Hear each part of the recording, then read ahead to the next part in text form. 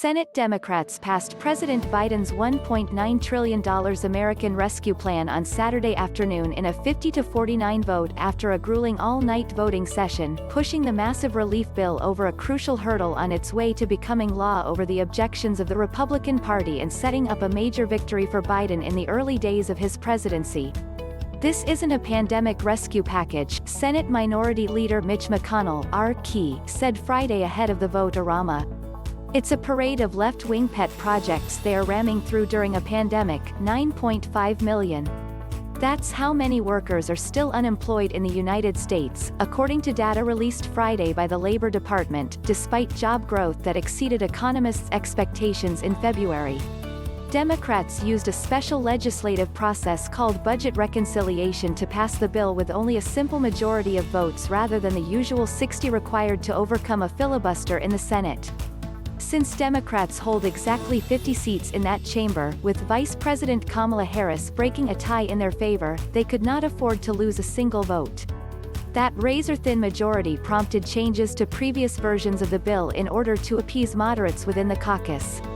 After hours of fraught negotiations on Friday, Democratic leaders cut a deal with Senator Joe Manchin of West Virginia, a conservative Democrat, to scale back the next round of enhanced federal unemployment benefits to $300 per week through September 6 rather than the $400 per week supplement many Democrats favored.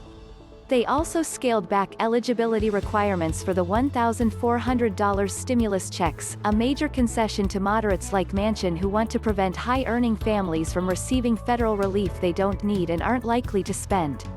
A provision to raise the national minimum wage to $15 per hour over the next 5 years was removed from the Senate version because it did not qualify under budget reconciliation rules. An effort by Senator Bernie Sanders, IVT, to add the wage hike back into the bill failed on Friday. The package will now be sent back to the House of Representatives so that chamber can approve the Senate's changes. After that, President Biden will be able to sign the bill into law.